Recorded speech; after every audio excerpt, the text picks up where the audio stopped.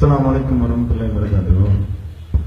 إن الحمد لله نحمده ونستعينه ونستغفره نعوذ بالله من شرور أنفسنا ومن سيئات أعمالنا من يهده الله فلا مضل له ومن يضلل فلا هادي له وأشهد أن لا إله إلا الله وحده لا شريك له وأشهد أن محمدا عبده ورسوله أما بعد فقد قال الله تعالى في محكم التنزيل وعظيم الفرقان المجيد أعوذ بالله من الشيطان الرجيم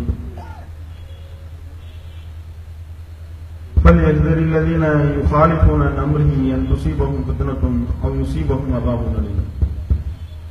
எல்லாம் அல்ல அல்லாஹ்வின் நல்லடியார்களே, சகோதர சகோதரிகளே, ஒட்டகங்களை குர்பானி கொடுக்க கூடாது என்று சொல்லி காவி மன்றம் வழங்கிய காவி கரைபடிந்த காவித்தனமான தீர்ப்பை கண்டித்து நடைபெறக்கூடிய இந்த மாபெரும் கண்டன பொதுக்கூட்டத்தில் நாம் எல்லாம் இங்கே ஒன்று கூடியிருக்கிறோம். காவி கரைபடிந்த நீதித்துறை என்ற தலைப்பு இங்கே வழங்கப்பட்டிருக்கின்றது. இந்த சங் பரிவார இந்தியாவை வெள்ளையர்களிடம் அடகு வைத்து பல நபர்களை இந்த தேசத்திற்காக போராடியவர்களை காட்டிக் கொடுத்து பல்வேறு விதமான தேச துரோக செயல்களை செய்த இந்த காவி கும்பல் இப்போது தங்களுடைய இந்த காவி வெறித்தனத்தை ஒவ்வொரு துறையிலும் உள்ளே நுழைத்திருக்கின்றார்கள். அப்படி ஒவ்வொரு துறையாக உள்ளே நுழைத்து நுழைத்து நுழைத்து நுழைத்து நீதித்துறை வரைக்கும் இவர்களுடைய இந்த கை ஓங்கக்கூடிய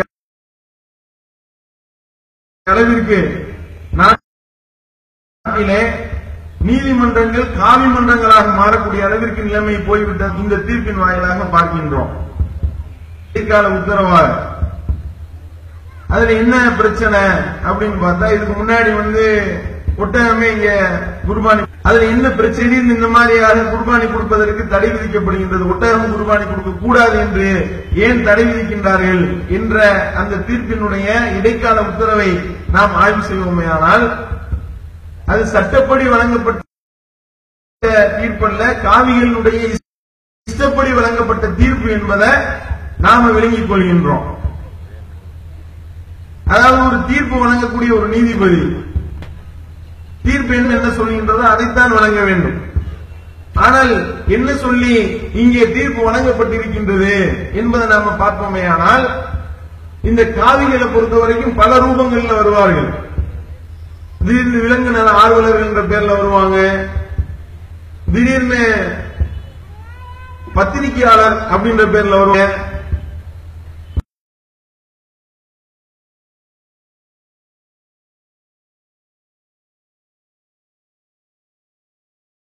திடீர்னு சமூக சேவகர்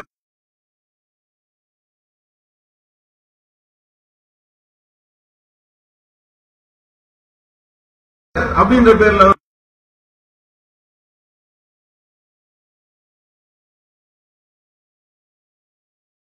வருவாங்க. இப்படி பல பேர்கள்ல இதுக்கு முன்னாடி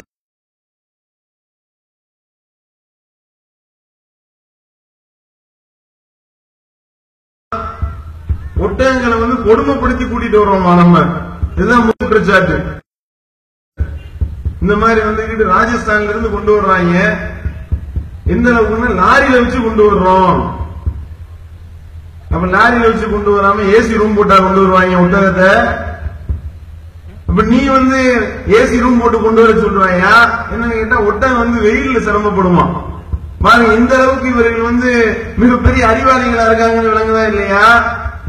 இந்த மாதிரி ஒட்டகத்தை வெயில்ல கொடுமைப்படுத்தி கூட்டிட்டு வர்றாங்க, லாரியில வைத்து அழைத்துக் கொண்டு வருகின்றார்கள். இப்படி கொடுமை நடப்பதனால ஒட்டக குர்பானி கொடுக்க கூடாது என்று சொல்லி போட்டான். உயர்நீதிமன்ற நீதிபதி அந்த வழக்கை தள்ளுபடி செய்கின்றார். என்ன சொல்லி தள்ளுபடி செய்கிறாரு? மத வழிபாட்டு விஷயத்துல தலையிடக்கூடிய அதிகாரம் கிடையாது. மத வழிபாட்டு விஷயத்தில் இந்த குர்பானி கொடுப்பது என்பது அவர்களுடைய மத நம்பிக்கை. அந்த மத நம்பிக்கையில அரசு தலையிடாது என்று சொல்லி நீதிபதி தீர்ப்பு வழங்கினாரா இல்லையா?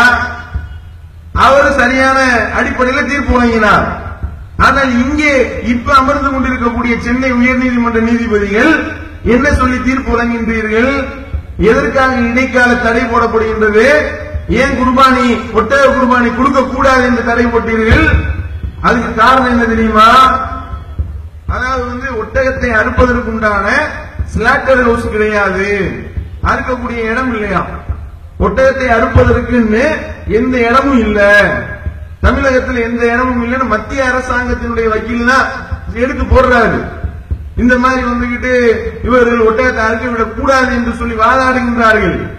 அப்ப இதுல முழு பின்னணியில பின்புலத்தில் இருப்பது பிஜேபி அரசாங்கம் தான் என்பது அதிலையும் பட்டவர்த்தனமாக தெரிகின்றது. அப்படி போட்டு ஒட்டகத்தை அறுக்க இடம் இல்லை என்பதை காரணம் காட்டி ஸ்லாட்டர் ஹவுஸ் என்பது இது கிடையாது, ஒட்டகத்தை அறுக்கிறதுக்கு தனி இடம் இல்லை என்றதுனால ஒட்டகத்தை அறுக்க கூடாது என்று தடை போடுகின்றார் என்றால் இந்திய அரசியலமைப்பு சாசன சட்டம் என்ன சொல்கின்றது? இந்திய அரசியலமைப்பு சாசன சட்டத்தினுடைய 17வது பிரிவு எடுத்து வாசிப்போமா? அந்த உயர் நீதிமன்ற நீதிபதிகளை பார்த்து கேட்கின்றோம். நீங்க சட்டப்படி நீதி சொன்னீங்கன்னா நீங்க சட்டப்படி தீர்ப்பு சொன்னீங்கன்னா உங்களை விமர்சிக்க வேண்டிய தேவைகளுக்கு கிடையாது. அரசியலமைப்பு சாசன சட்டத்தில் என்ன இருக்கு அதை சொல்லுங்க. மத வழிபாட்டு உரிமை என்ற தலைப்புல மத வழிபாட்டு விஷயங்கள்ல யாரும் தலையிடக்கூடாது, அதை தடுப்பதற்கு எவருக்கும் எந்த அதிகாரமும் கிடையாது. மீறி மத வழிபாட்டு உரிமையை யாரேனும் தடுப்பார்களேயானால் அது குற்றத்திற்கு உண்டான தண்டனை, அந்த குற்றம் தண்டனைக்கு உண்டான ஒரு குற்றம் என்று சொல்லி தெளிவாக இருக்கின்றதா இல்லையா? இந்த அரசியலமைப்பு சாசன சட்டத்தினுடைய 17வது விதி இந்த நீதிபதிக்கு தெரியுமா தெரியாதா? ஸ்லாட்டர் ஹவுஸ் எதுக்கு ஆடு இருக்கிறது? ஆட்ராப்ஸ் சொல்லுவாங்களா இல்லையா? நம்ம தமிழ் மொழியில சொல்ற மாதிரி இருந்தா அந்த ஸ்லாட்டர் ஹவுஸ் தான் ஆட்ராப்ஸ் சொல்லுவாங்க. அந்த ஸ்லாட்டர் ஹவுஸ் எதற்காக ஸ்லாட்டர் ஹவுஸ்? நீ வியாபாரம் பார்க்கக்கூடிய ஆளுக்கு தான் ஸ்லாட்டர் ஹவுஸ். வியாபார அடிப்படையில் அதை விற்பனை செய்யக்கூடியவர்கள் ஸ்லாட்டர் ஹவுஸ்ல வச்சு அறுக்க வேண்டும். ஒருவர் தங்களுடைய மத வழிபாட்டு அடிப்படையில் தங்களுடைய மத வழிபாட்டு உரிமையை ஒருத்தன் செய்வதற்கு ஸ்லாட்டர் ஹவுஸ் தேவையா? தேவையில்லையே. இது தேவைன்னு எந்த கூமுட்ட சொன்னா உனக்கு? இதே மாதிரி எத்தனை மத வழிபாட்டு விஷயங்கள் எல்லாத்தையும் போடுவோமா? பட்டியல் போடுவோமா? எத்தனை கோயில்கள்ல ஆடு அறுக்கப்படுகின்றது, எத்தனை கோயில்கள்ல கோழியை அறுக்கின்றார்கள். அறுக்கிறது கூட கிடையாது, கழுத்துல கடிச்சு துப்புவாங்க. அந்த ஆடு மாடு வெட்டப்படக்கூடிய காட்சிகள் எல்லாம் இந்த நீதிபதிகளுக்கு தெரியுமா தெரியாதா? ஒரு திருவிழாலேயே கிட்டத்தட்ட 5000 ஆடுகள் பலி, 10,000 ஆடுகள் பலி, லட்சக்கணக்கான ஆடுகள் பலி என்று சொல்லி பலியிடக்கூடிய திருவிழாக்கள் நடந்து கொண்டிருக்கின்றதா இல்லையா? ஸ்லாட்டர் ஹவுஸ் ஆட்சி நடத்திட்டு இருக்காங்க. கேட்பாரா? தீ மிதிக்கின்றார்களே, தீ மிதிக்கிறதுக்கு தனி இடம் இருக்கின்றதா? இந்த மாதிரி பாதுகாப்பான முறையில் தீ வச்சு கொளுத்துறதுக்கு நீங்க எந்த இடம் வச்சிருக்கீங்க என்று சொல்லி எந்த நீதிபதி கேட்டாரு? கேட்பாரா? கேட்டுட்டு அவர் இருந்துருவாரா? நீதிபதி கட்டில உட்காருவாரா? உட்கார்ந்து இருக்க முடியுமா? சமூகத்தவர்கள் கேள்வி கேட்க மாட்டார்களா? அதே மாதிரி இன்னும் என்னென்ன செயல்பாடுகள் எல்லாம் மத விழாக்கள் என்ற பெயரில் நடக்கின்றது, அதெல்லாம் இவர்கள் கேட்பார்களா? உசுரோட குழி தோண்டி புதைக்கக்கூடிய ஒரு சடங்கு இருக்கின்றதா இல்லையா? சுடுகாடு, தனி சுடுகாடு இருக்கு புதைக்கிறதுக்கு அப்படின்னு கேட்பியா?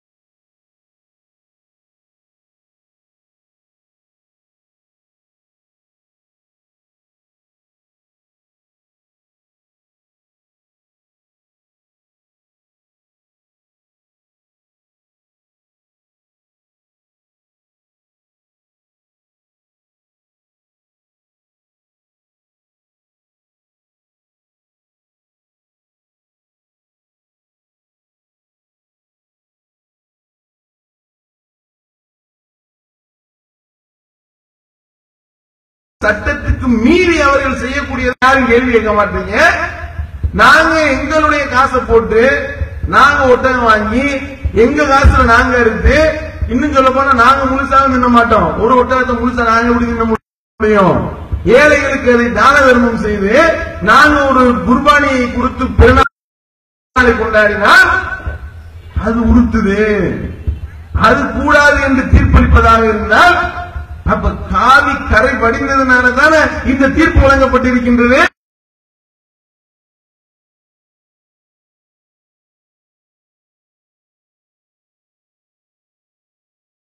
அப்பட்டமா நடுநிலையாக சிந்திக்கக்கூடிய என்னருமை இந்து சகோதரர்கள் சிந்திச்சு பாருங்க. முஸ்லீம் என்பதனால தான் இதை விளையாடுகின்றார், விளையாட்டு காட்டுகின்றாங்க. முஸ்லீம்கள் என்ன செஞ்சிருவாங்க பாப்போம். அவன் எனக்கு என்னன்னு பெருநாள் கொண்டாடிட்டு போயிடுறான், வரலாம் பெருநாள் கொண்டாடி ஏழைகளுக்கு தான தர்மம் முடிச்சுட்டு போறே இல்ல, நீ நல்லபடியா பெருநாள் கொண்டாடக்கூடாது என்ற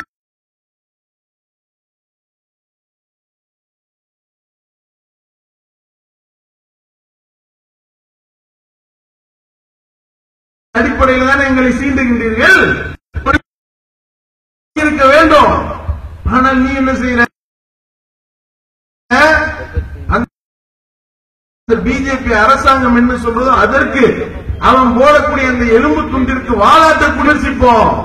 உங்களுடைய இந்த இது அரசியலமைப்பு சாசன சட்டத்திற்கு எதிரான தீர்ப்பை மக்கள் மத்தியில் நாங்கள் அம்பலப்படுத்துவோம். அதற்காக தான் இது போன்ற பொதுக்கூட்டங்கள் வாயிலாக கண்டனங்களை நாங்கள் பதிவு செய்து கொண்டிருக்கின்றோம். இன்னும் சொல்ல போனா திருவிழாக்கள் என்ற பேர்ல பட்டாசுகளை கொளுத்துகின்றார்களே, அந்த ஒரு தீபாவளி அப்படின்னு வந்தாலே இருதய நோயாளிகள் எல்லாம் பதறுகின்றார்கள். போச்சுடா, ஏதாவது வேற ஒரு வெளிநாட்டுக்கு ஓடி போயிடலாமா என்று சொல்லி என்னருமே இந்து சகோதரிகளே, இதய நோயாளிகளே, ஆஸ்துமா நோயாளிகளே பயப்படக்கூடிய நிலை இருக்கின்றதா இல்லையா? பட்டாசுகளை கொளுத்துவதற்கு எங்கே அனுமதி இருக்கின்றது? சட்டப்படி அனுமதி இருக்கா? அதை கேட்டு யாரை தடை போட்டியா? பட்டாசு வெடிக்க கூடாது என்று நீ சொல்லிப்பாரு, அது கூட அப்ப உனக்கு பிரச்சனை இல்ல. விநாயகர் சதுர்த்தி என்று கொண்டாடுகின்றார்கள். புல்லா எல்லாம் போய் அந்த ரசாயன சிலைகளை கொண்டு போய் நீர்நிலைகளில் கரைக்கின்றார்கள். எவ்வளவு மீன்கள் சாகின்றது. குடிதண்ணியாக பயன்படுத்தக்கூடிய மக்கள் எவ்வளவு தண்ணீரை அதை குடித்து அதில் பிரச்சனை ஏற்படுகின்றது. அந்த மீன் ரசாயன தண்ணீரை குடிக்கக்கூடிய மீன்கள் அவைகள் பாதிக்கப்பட்டு அதை தின்னக்கூடிய மனுஷன் எவ்வளவு பேர் பாதிக்கப்படுறான். இந்த ரசாயன கலவையினால எவ்வளவு தொற்று வியாதிகள் ஏற்படுது, எவ்வளவு தோல் வியாதிகள் ஏற்படுது. அதை குடிக்க போறவன் பாத்ரூம் போயிட்டு கழுவ போற வரைக்கும் எல்லாம் பாதிக்கப்படுறானே. சொல்லி பாத்தியா? இது மார்க்க இது கூடுமா? சட்டப்படி கூடுமா இது? ஆனால் செய்கின்றார்களே, தடுக்க நாதி இல்ல, எல்லாம் சட்டப்படி தான் எல்லாம் நடத்திக்கிட்டு இருக்கீங்களோ. அம்புட்டும் செய்யக்கூடிய செயல்பாடுகள் சட்டப்படியா நடக்குது. பூசணிக்காயை கொண்டு போய் நடு ரோட்ல போட்டு உழைக்கிறீங்க. எத்தனை பேர் வழுக்கி விழுந்து அவர்களுடைய உயிர் போயிருக்கின்றது. எத்தனை ஆக்சிடென்ட்ல எத்தனை பேருடைய உயிர் குளிக்கப்பட்டிருக்கின்றது. பட்டியல் போடுவோமா? அப்ப அதற்கு யாராவது தடை விதித்தார்களா? அதை கேட்க நாதி கிடையாது. போகி என்ற பேர்ல டயரை வச்சு கொடுத்துறீங்க. ஒவ்வொரு வருஷமும் ஓசோன் உள்ள ஓட்டைக்கு மேல ஓட்டை விழுந்து கொண்டிருக்கின்றது. கூடிய அளவுக்கு நிலைமை போக போகுது. இப்ப கேட்டார்களா? தடுத்தார்களா? இல்ல. இந்த உரி அடிக்கக்கூடிய திருவிழாங்க மகாராஷ்டிரால. உரி என்பது எனக்கு 45 அடி உயரத்துக்கு மனித பிரமிடுகள் அப்படியே நிப்பாட்டி பசங்களை, சின்ன பசங்களை, இளைஞர்களை நிப்பாட்டி விட்டு ஒரு உரி அடிப்பதற்கு அவர்களுடைய மத திருவிழாவாக வைத்திருக்கின்றார்கள். உச்ச நீதிமன்றம் அதுல தலையிடலாம் உள்ள புகுந்து. இது தப்பு. 45 அடி உயரத்துக்கு நீ போனீங்கன்னா எப்படி சரியா வரும்?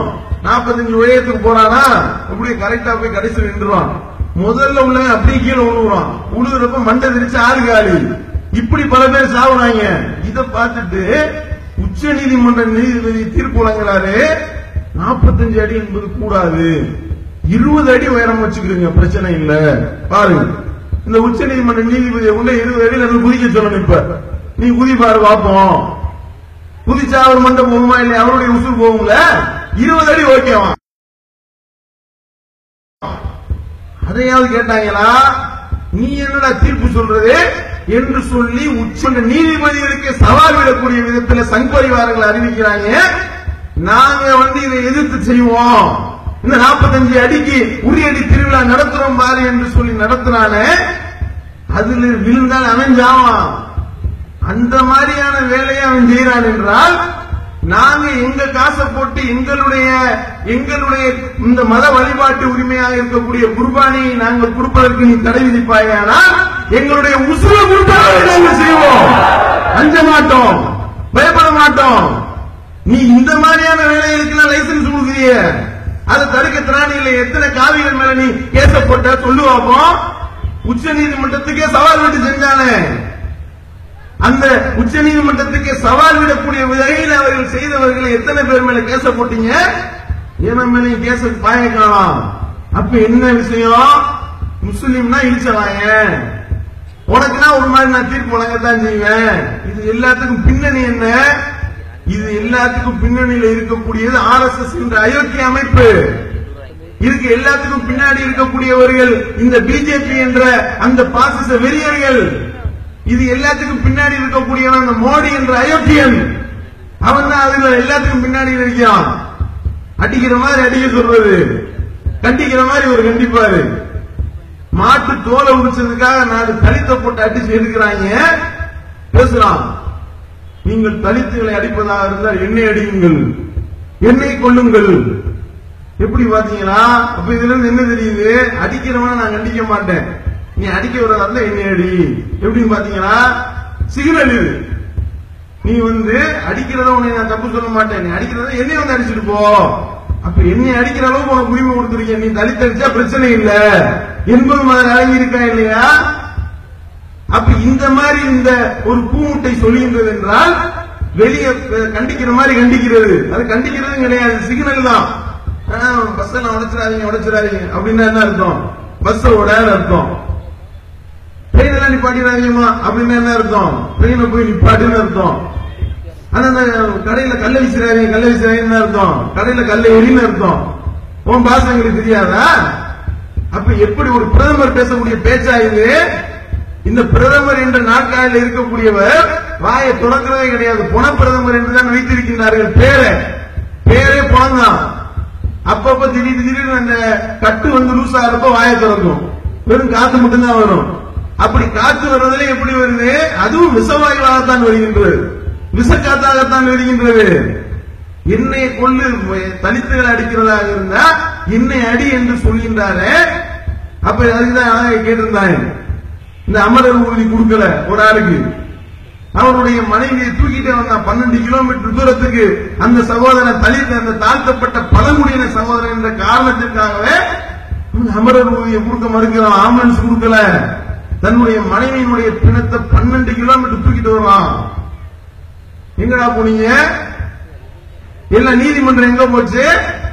விலங்குகளுக்கும் நாய்களுக்கும் நரிகளுக்கும் பேசிக்கிட்டு இருக்காங்களே, அப்படிப்பட்டவெல்லாம் எங்க போன? நல்ல வேலைக்கு அதுக்கு ஸ்டேட்மெண்ட் கொடுக்கல. அமரர் உறுதி கொடுக்க மறுப்பதாக இருந்தால் நான் செத்ததுக்கு அப்புறம் எனக்கு மறுத்துருங்க அப்படின்னு சொல்ல. நல்ல வேலைக்கு அப்படி சொன்னாலும் சொல்லுவோம், அது வேற விஷயம். ஏன்னா அப்படிப்பட்ட ஒரு சூப்பரான பிரதமரா நம்ம வைத்திருக்கின்றோம். எல்லாமே போலி தான் டோட்டலா.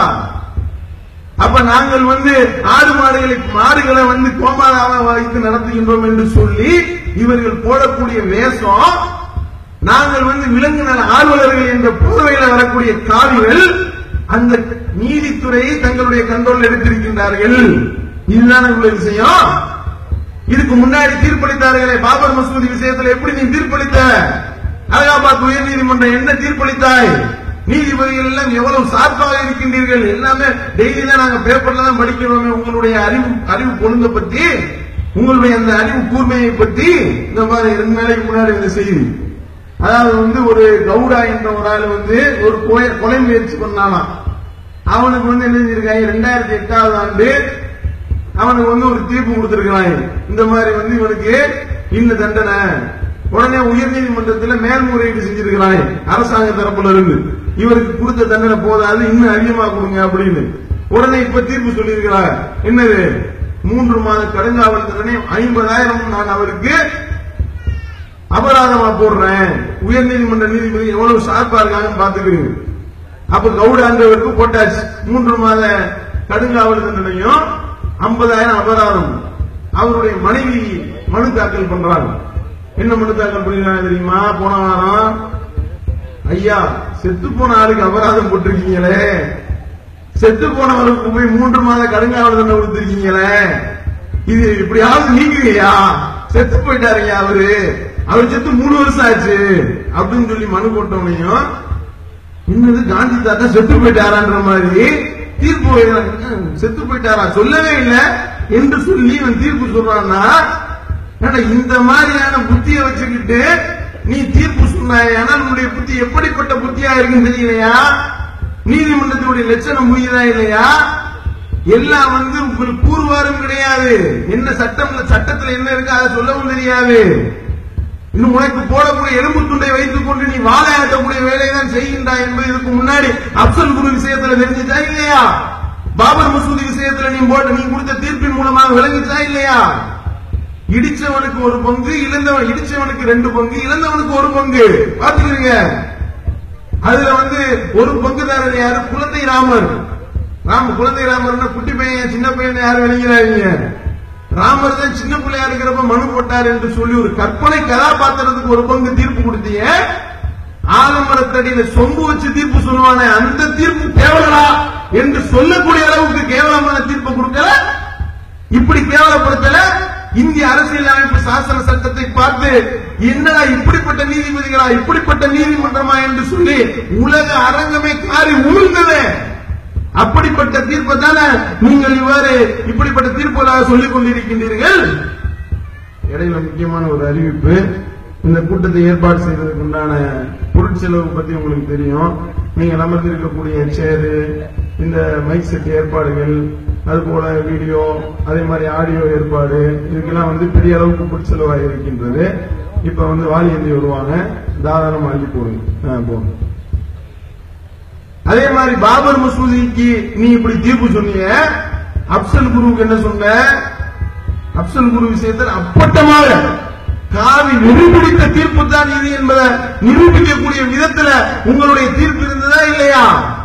அப்சல் குரு என்ற ஒரு அப்பாவி, அவனை முடிச்சு உள்ள போட்டு அவன் தான் பாராளுமன்றத்தை தாக்குறதுக்கு முக்கிய தீவிரவாதியாக இருந்தான் என்று சொல்லி அந்த அப்பாவியத்துக்கு உள்ள போட்டு கடைசியில் வழக்கு நடத்தி முடிச்சிட்டாங்க.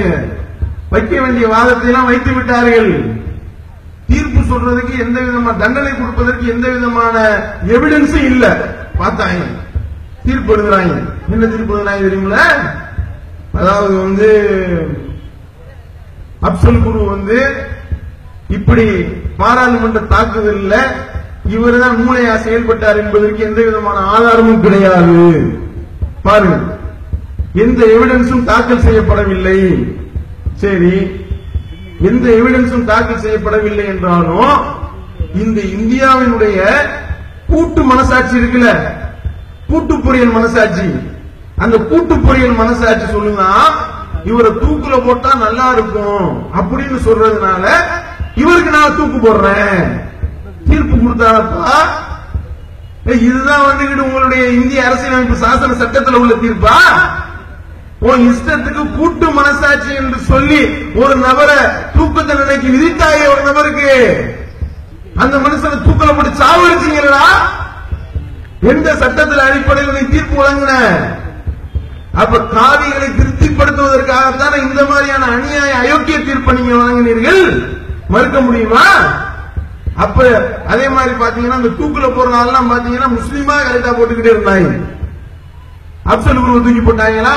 அஜ்மல் கசாபை தூக்கி போட்டானா? வருஷப்படி 17வது இடத்துல இருக்கிற தூக்கி உப்ப கொண்டே போறோம். ஏன்னா 16 பேருக்கு போடலையா? தனக்கு ஒரு தெரியுமா இல்லையா? உனக்கு தூக்கு விதிக்கக்கூடிய நீதிபதிக்கும் தூக்கு தண்டனை கொடுக்கக்கூடிய அரசாங்கத்துக்கும் 1, 2, 3 தெரியுமா தெரியாதா? 1க்கு அடுத்து 2 வரும், 2க்கு அடுத்து 3 வரும் கூட தெரியாதா? முஸ்லீம்னா மட்டும் என்ன வரும்? 1க்கு அடுத்து 17 வந்துடும், 17க்கு அடுத்து 110 ஒரு முஸ்லீம் இருந்தாங்க 110 வந்துடும். 1, 2, 3, 4, 5 சொல்லி கொடுக்கிறது பாட கணக்கு. 1 அதுக்கடுத்து 11, அதுக்கடுத்து 111, அதுக்கடுத்து 1111 சொல்லி கொடுத்தீங்கன்னா இது காவி கணக்கு. இந்த காவி வெறி பிடித்த அடிப்படையில தான் கொண்டு போய் முஸ்லீம் என்ற காரணத்துக்காக முஸ்லீமை மட்டுமா பார்த்து தூக்குல போட்ட. இதுதான் உன்னுடைய தீர்ப்பினுடைய லட்சணமா? அப்ப இப்படி பார்த்தீர்களே, ஆனால் ஒவ்வொரு விஷயத்திலையும் இவர்களுடைய அந்த காவி வெறி ஊறி போய் காவிகள் தங்களுடைய ஆட்டத்தை கையில் எடுத்து மிகப்பெரிய ஒரு சதி வேலையை இவர்கள் செய்து வருகின்றார் என்பதற்கு இது மிகப்பெரிய ஆதாரமா இருக்கா இல்லையா? குர்பானிக்கு மாடு கொண்டு வர முடியலங்க. நம்ம காசை போட்டு நம்ம மாடு வாங்கி கொண்டு வந்தா அதை கேப்சர் பண்றாங்க. இந்த இப்ப பஞ்சாயத்து ஓடிக்கிட்டு இருக்கின்றது. இந்த கிறிஸ்டினா என்று சொல்லக்கூடிய ஒரு இந்த மேனகா காந்தியினுடைய ஏஜென்ட். மேனகா காந்தி யாரு? பிஜேபியினுடைய முக்கிய அமைச்சர். அது யாரு? ஒன்லி வந்து இந்த மேல பாசம் வைக்கவே மாட்டாங்க. பாசம் வைக்கிறதுக்குள்ள நாய், நரி, பன்னி, ஆடு, மாடு, யானை, கிளி, குரங்கு, மாடு, இதுக்கு மேல மட்டும்தான் பாசம். வீட்டுல புருஷங்கார என்ன செய்யறான்னு தெரியல. இதுதான் நிலைமை. இப்படிப்பட்ட பொம்பளை இவளுடைய ஏஜென்ட் யாரு? இங்க விருதுநகர்ல கிறிஸ்டினா. குர்பானிக்காக மாடு கொண்டு வர்றாங்க. யாரு? நல்லா கவனிங்க. மாடு வியாபாரிகள் யாரும் முஸ்லீம்கள் கிடையாது. பெருவாரியா இந்து சகோதரர் தான் இருக்கின்றார்கள். இந்து சகோதரர்கள் பல அந்த சந்தைகள்ல மாடுகளை வாங்கி கொண்டு வண்டியில கொண்டு வர்றாங்க. அதை மறைச்சு அம்புட்டு மாடு இறக்கு. என்ன அப்படின்னு கேட்டா, ஒரு லாரியில இத்தனை மாடு தான் ஏத்தணும், நீ ஜாஸ்தி மாடு ஏத்துற, மாடுகளை கொடுமைப்படுத்தி கொண்டு வர்றீங்க. கொடுமைப்படுத்தி கொண்டு வேற எப்படி கொண்டு வர்றது? ஏசி ரூம் போட்டு தான் கொண்டு வர முடியுமா மாடை? அப்படி கொண்டு வர சொல்றீங்களா? நீங்க கொண்டு போய் என்ன செய்றீங்க? கேப்சர் அம்புட்டையும் வந்து கைப்பற்றி போலீஸை வைத்துக் கொண்டு இந்த பொம்பளை என்ன செய்யறா? இவ தன்னுடைய வீட்டு பின்னாடி வந்துகிட்டு அம்புடையும் கட்டி போட்டு 2-3 நாள் வைக்க போற போட்டு விட்டுட்டு 4ஆவது நாள் பார்த்தா மாடை காணோம். இன்னும் மாடை காணோம், என்னடா பண்ணா இவ அப்படின்னு சொல்லி ஆய்வு பண்ணா, அம்புட்டு மாடையும் இந்த சகோதரர்கள் இந்து சகோதரர் எங்கிருந்து வாங்கிட்டு வந்தாங்களோ அதே சந்தையிலேயே போய் இவ வித்துருக்கான். விளங்குதா? விலங்கு மேல எப்படி பாசம் வைக்கிறாங்கன்னு. இவங்களுக்கு அலாதி பிரியம் வருது. என்னடா காரணம்? இந்த நேரம் நாயோடைய படுத்து வைக்கிறாள் மேனகா காந்தி. என்ன காரணம் அப்படின்னா, நாய் மேல உள்ள பற்று எப்படிப்பட்ட பற்றுன்னு பாருங்க, மாடு மேல எப்படிப்பட்ட பற்றுன்னு பாருங்க. அப்ப மாட்டை கொண்டு போய் சந்தையில வாங்கின சந்தையிலேயே இவ ரேட்டு பேசி விற்கின்றார் என்றால் திருட்டு வழக்கு போடு. திருட்டு வழக்கு போட்டு இந்த திருடியை கொண்டு போய் ஜெயில தள்ளு என்று சொல்லி நாம கம்ப்ளைண்ட் கொடுக்கிறோம். கம்ப்ளைண்ட் எடுக்க மாட்டாங்க. என்னடா அப்படின்னு கேட்டா, மேனகா காந்தி அம்மாவே லைன்ல வந்துட்டாங்க. ஆடு மாடு நாய் பண்ணினாதான் வேகமா வந்துருவாங்களா லைன்ல, அவங்களே வந்துட்டாங்க. வழக்கு போடக்கூடாதுன்னு சொல்றாங்க.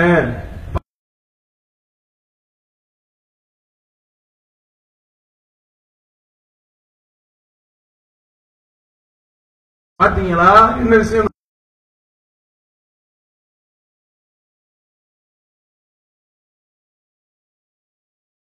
எங்களுக்கு பாசம் பட்டது என்று வரக்கூடிய முள்ள இப்படித்தான் வர்றான். சட்டப்படி ஆட்சி பண்ணிக்கிட்டு இருக்க.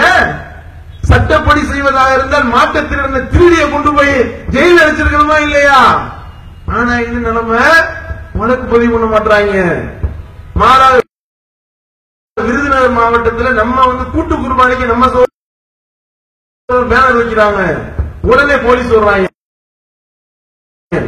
இது என்ன? இந்த பேனர் வைக்க எங்க அனுமதி வாங்க? யார்கிட்ட அனுமதி வாங்குறீங்க? இந்த பேனர் வைக்கிறதா இருந்தால் அனுமதி வாங்க வேண்டும். அனுமதி வாங்கி வச்சிருக்கானா? பட்டியல் போடுவோமா? பேனர் வைக்கிறது கூடாது. அந்த பக்கம் வித்த கொல்லைப்புறமாக வித்த அந்த திருடியை கைது செய்ய மாட்டோம், மேல வழக்கு கூட பதிவு பண்ண மாட்டோம் என்று சொல்லி காவி கரைபிடிந்த ஒரு ஆட்சிக்கு துணை போகக்கூடிய விதத்தில், மேனகா காந்திக்கு ஜாதா கட்டக்கூடிய விதத்தில் இந்த காவல்துறை போய் கொண்டிருக்கின்றது. இந்த மேனகா காந்தியும் இப்படிப்பட்ட ஆட்டம் போட்டுக் கொண்டிருக்கின்றாலே, இந்த மேனகா காந்தியும் மற்றும் இந்த கிறிஸ்டினா என்ற அந்த திருடியையும் கண்டித்து இன்ஷா அல்லாஹ் வியாழக்கிழமை மிகப்பெரிய ஒரு கண்டன ஆர்ப்பாட்டம் இருக்கிறது. விடமாட்டோம். நீ சரியான முறையில் ஆக்சன் எடுக்கிற வரைக்கும் விடமாட்டோம். மாட்டு மேல பற்றா உனக்கு? எல்லாம் வந்து மாடுகளை நாங்கள் காப்பாற்றுகின்றோம் என்ற பேர்ல இவர்கள் போடக்கூடிய கூத்து தெரியாது. எத்தனை மாடுகளை அடிச்சு கொலை பண்ற, மாடுகளை உசுரோட வச்சு எரிக்கிறான் யாகம் என்ற பேர்ல. அப்போ உனக்கு தெரியல பசுவை வந்து உசுரோட வச்சு எரிக்கும் போது தெரியல, அதை தடுக்க உனக்கு தானே இருக்கின்றதா? அது யாகம் என்ற பேர்லயே தெரிய. அப்ப நீ வந்து உசுரோட வச்சு கொளுக்கலாம். அப்ப நீ செய்யறது உனக்கு கரெக்ட், உசுரோட வச்சு கொளுத்துறது கரெக்ட். நாங்க வந்து குர்பானிக்கா இருக்கிறது தப்பு என்று சொன்னால் அப்ப எப்படிப்பட்ட அநியாயம்? 2 நாளைக்கு முன்னாடி போட்டிருக்காங்க, அருமையான ஒரு சட்டம் போட்டிருக்காங்க இமாச்சல பிரதேசத்துல சிம்லால. என்ன குரங்கு சொல்ல ஓவரா போச்சான். 2 லட்சம் குரங்கு இருந்திருக்கு. அடிக்கிற குளிர்ல 3 லட்சம் குரங்கா மாறிடுச்சு. 3 லட்சம் குரங்கு ஓவர் சேட்டை பண்ணி வர்றவங்க மத்திய குரங்கு எல்லாம் ஓவர் சேட்டை பண்ணிட்டு இருக்கு. என்ன செய்யறது? அம்புட்டை அடிச்சு கொண்டுலாமா? உடனே மத்திய அரசு ஒப்புதல், அம்புட்டு குரங்கை அடிச்சு கொள்ளுங்களா, 1 வருஷம் டைம் உங்களுக்கு என்று சொல்லி மத்திய அரசாங்கம் ஒப்புதல் கொடுத்து அறிவிச்சிருக்காங்க. சிம்லா வனத்துறை அறிவிச்சிருக்கு, ஒரு குரங்கை கொலை பண்ணா 300 ரூபாய் ஊக்கத்தொகை உங்களுக்கு. ஒரு குரங்கு கொலை பண்ணா எவ்வளவு ரூபா? 300 ரூபாய். ஒரு குரங்கை பார்த்துட்டா 300 கன்ஃபார்ம் அப்படின்னு சொல்லக்கூடிய அளவுக்கு சட்டம் போட்டிருக்கானே. மேனகா காந்தி போன நாங்க எங்களுடைய காசுல குர்பானிக்கு மாடு வாங்குறத தடுத்திய, அந்த மாட்டை நாங்கள் துன்புறுத்துகின்றோம், அந்த மாட்டை அநியாயம் பீஸாவும் இதுவும் வாங்கி கொடுக்குறியா நீனு? பர்கரும் பீஸாவும் வாங்கி கொடுக்குற நீயும் கூட்டிட்டு போய் வைக்க போறதான விட போற என்றெல்லாம் பேசுனிய. காவிகளை காணாம். இன்னும் சொல்ல போனா நீ சரியான ஆளா இருந்தால் இந்த காவி பயங்கரவாதி என்ன செய்திருக்க வேண்டும்? எப்படா குரங்க வந்துகிட்டு நீ கொல்ல சொல்ல போச்சு என்று கொந்தளித்திருக்க வேண்டுமா இல்லையா? ஏன் பசு உங்க கோமாதா அப்படின்னா குரங்கு உங்களை அனுமாரு. அவரு ராமர் வந்து ராமரால முடியாத காரியத்தை கூட இந்த குரங்கு வச்சுதான் அவர் செஞ்சிருக்காரு. சீதையை வந்து காணான்னு தேடிக்கிட்டு இருக்கும் பொழுது இந்த சீதையை கண்டுபிடிச்சு கொடுத்தது யாரு? நம்மால கண்டுபிடிச்சிருக்காரு, இவர்தான் போய் கண்டுபிடிச்சாரு. அப்ப எங்களுடைய தெய்வத்தை எப்படா நீ கொலை பண்ண போச்சு, கொலை பண்ண சொல்ல போச்சு? 300 ரூபாய் அனுமதி, 300 ரூபாய் ஊக்கத்தொகை கொடுத்துருக்கீங்க, அந்த அளவுக்கு எங்களுடைய கடவுளுடைய உயிர் சீப்பா போச்சா அப்படின்னு நீங்க கேட்டுக்கணுமா இல்லையா? கண்டிச்சு ஆர்ப்பாட்டம் பண்ணி இருக்கணும்ல. இமாச்சல பிரதேச அந்த அரசாங்கத்தை கண்டித்தும் மத்திய அரசாங்கத்தை கண்டித்தும் யார் போர் கொடி தூக்குன சொல்லு பார்ப்போம். காதி இலக்கம் எல்லாரும் தலைமுறை ஆயிட்டாங்க, நம்பிட்டு போயிடும். அப்ப குரங்கு வந்து உன்னுடைய தெய்வம் தானே, பசு கோமாதான குரங்கு அனுமார் தானப்பா. உங்களுடைய கடவுளை அடிக்கிறதுக்கு 300 ரூபாய் கொடுக்குறாங்க ஊக்கத்தொகை, ஒரு வயலையும் காணா அப்படின்னா 50 பேரும் கிளம்பி போயிட்டீங்களா? சிம்லாக்கு போயிட்டீங்களா? நீங்களும் 300 ரூபாய் வியாபாரம் பாக்குறதுக்கு சொல்லு. அல்லது குறைஞ்சபட்சம் என்ன செஞ்சிருக்கணும்? எங்களுடைய கடவுளை கொல்ல பண்ணணும்னு எவன் முடிவெடுத்தியோ அந்த மாதிரியான முடிவை நாங்கள் அனுமதிக்க மாட்டோம் ஒரு காலத்திலையும். அதனால RSS ஒவ்வொரு உறுப்பினரும் பிஜேபியினுடைய ஒவ்வொரு உறுப்பினரும் ஒவ்வொரு குரங்க தத்தெடுக்க போறன்னு அறிவி சிம்லால போய் தூக்கிட்டு வா, ஒவ்வொரு குரங்கா தூக்கிட்டு வா. இல்லன்னா ஊர்ல உள்ள குரங்க புள்ள பிடிச்சி மேனா காந்தி வீட்டுக்குள்ள விடுங்களா, அவ சோறு போட்டு வாப்பா, செய்ய வேண்டியதுதானே. ஏன்னா நாங்க குர்பானி ஒட்ட குர்பானி கொடுக்கறதுக்கு என்ன பேசுனீங்க? இடம் இருக்கா? அறுக்கிறதுக்கு ஆள் இருக்கா? கறி நிற்கிறதுக்கு இட மிஷின் இருக்கான்னு நீங்க கேள்வி கேட்டீங்க. அப்ப குரங்க உங்களுடைய அந்த கடவுள் என்று சொல்லக்கூடிய குரங்க அடிக்கணும்னு சொல்லி இருக்கிறான், எங்கடா போனீங்க? ஒருத்தனைங்க. அப்ப இந்த மாதிரி நீ என்ன சரியான ஆளா இருந்தால் என்ன செய்திருக்க வேண்டும்? கரசேவை பண்ணல, பாபர் மஸ்ஜிதை இடிக்க அந்த மாதிரி குரங்கு சேவை நடத்துவீன்னு நடத்திருக்க வேண்டும். நடத்த காணாம், ஆளுகளை காணாம், விலங்கு நல ஆர்வலர்களை காணாம், பிஜேபி வெறியர்களை காணாம். அப்ப குறைஞ்சபட்சம் குரங்கு நலவாழ்வு மறுவாழ்வு இல்லமானா உன்னத்தையா ஓபன் பண்ணு ஒன்ன காணமே தலைமுறை வாங்கிட்டீங்கல்ல. அப்ப சட்டப்படியான ஆட்சியா நீங்க நடத்திட்டு இருக்கீங்க.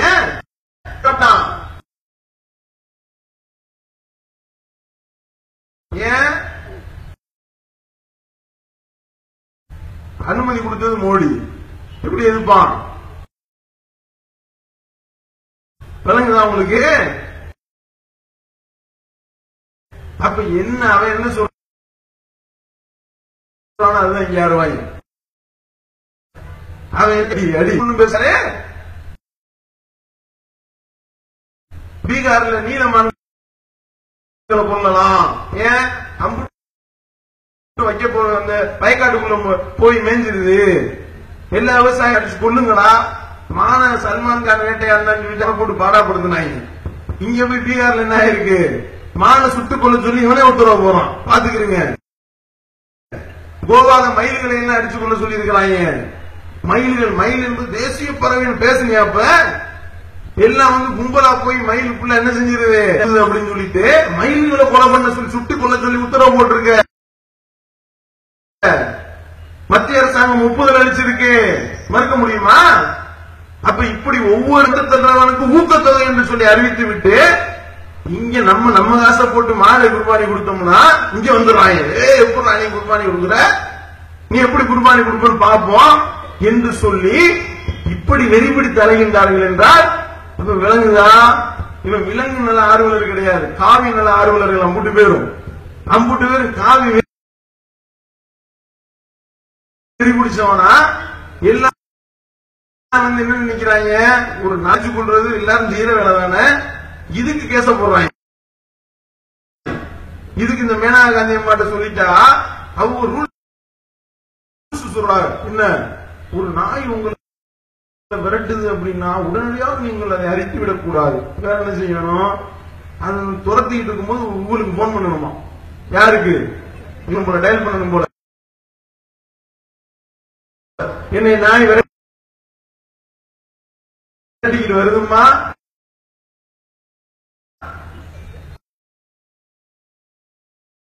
அப்படின்னா உடனே இவங்க ஆட்கள் வந்து இவங்களை காப்பாத்திட்டு அந்த நாயை நல்லபடியா கொண்டு போய்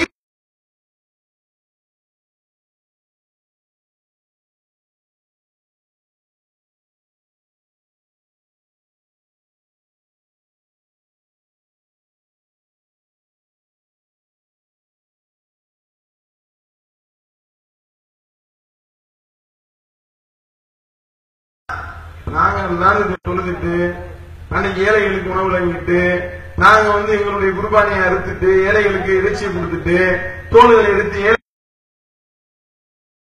ஏழைகளுக்கு உண்டான அந்த இஷ்யூ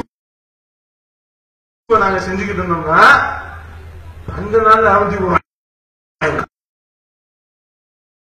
பல பேருடைய இதயத்தை கோளாறாக்கி விட்டோமா, பல பேருக்கு மூச்சு திணறல் ஏற்பட்டு ஆஸ்துமா நோயை அதிகரித்து விட்டோமா, அல்லது வந்துகிட்டு ரசாயன சிலைகளை கொண்டு போய் தண்ணியில விரைச்சு உடைச்சு அம்புட்டு பேரையும் மண்டை கைகாலாம் உடைக்கிறதுக்கு உண்டான காரியத்தை செஞ்சு விட்டோமா, போகின்ற பேர்ல தீய வச்சு கொளுத்தி நாய்ஸ் பொலிசன் என்று சொல்லி எல்லா விதமான விஷயத்தை நாசமாக்கணுமா?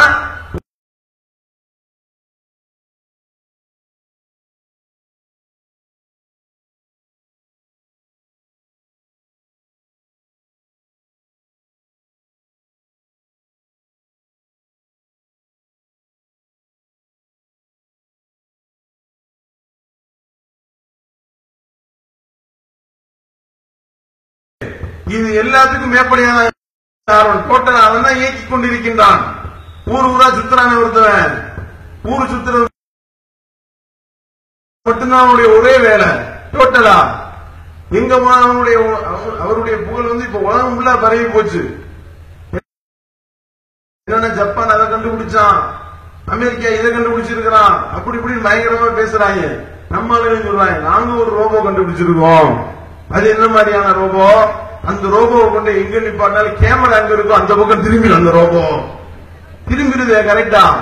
அவங்க அம்மாவை கட்டி பிடிக்கிற அப்பையும் கூட அப்படியே கேமரா தான் பாத்துக்கிட்டு இருக்கான். அபுதாபி போனானா துபாய்க்கு, அந்த ரோட்ல வந்து ஸ்பீடா போற கார்களை கேப்சர் பண்றதுக்காக ஒரு கேமரா வச்சிருப்பாங்க இல்ல, அது முன்னாடி போய் போஸ்ட் கொடுத்துருக்கான்.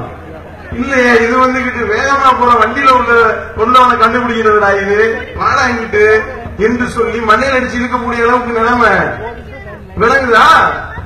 இப்படி வந்துகிட்டு கேமராவை கண்டுபிடிக்கக்கூடிய ரோபோ ஒன்று வைத்துக் கொண்டு எல்லாமே பொய். அம்புட்டோம் பேசக்கூடிய விலங்குகள் ஆழ்வனம் என்று பேசுறதெல்லாம் பொய், கோமாளா என்று பேசுறதெல்லாம் பொய். இவன் தான் பொய், ஊரு ஊரா பொய்ங்க. நம்ம ஒப்பந்தம் போட்டு வர்றாரு, உனக்கு எத்தனை கிலோ மாட்டுக்கறி வேணும், இந்த நான் தர்றேன், உனக்கு இந்த நாட்டுக்கு எவ்வளவு வேணும், நான் தான் முதலிடம் மாட்டுக்கறியில என்று சொல்லி இவன் தான் போய் ஊர் ஊரா ஒப்பந்தம் போடுறான்.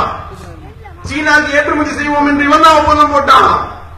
ஒப்பந்தம் போட்டு விட்டு அங்கிட்ட என்ன பேசுறாங்க, எவனெல்லாம் அந்த பசுகரியை தின்கிறானோ மாட்டுக்கரியை தின்றானோ அவன் தன்னுடைய சகோதரியோட உடலுறவு கொள்ளக்கூடியவன் என்று கண்டிக்கக்கூடியதை பார்க்கிறோம். கிரிராஜ் கிஷோர் என்பவன் பேசுறான், இவனுடைய ஆளுதான்.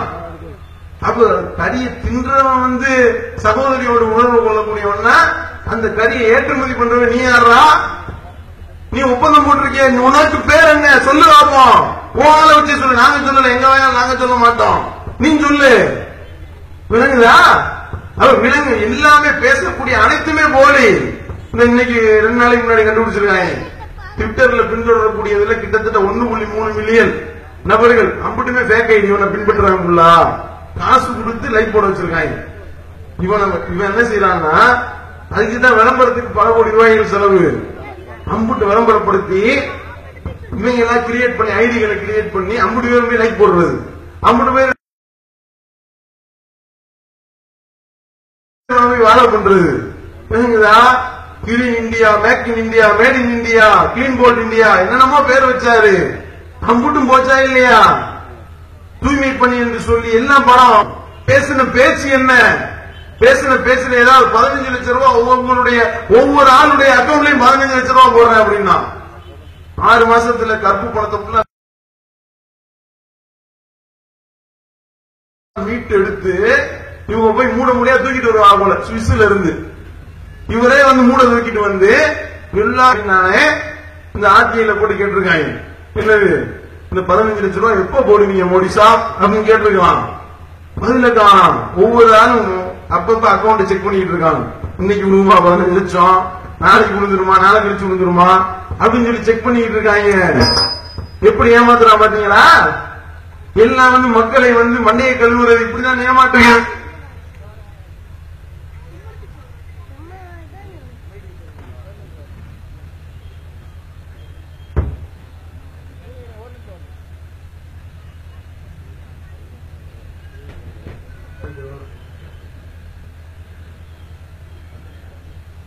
அப்ப 15 லட்சம் ரூபா எங்க 15 லட்சம் கேட்கிறாங்க.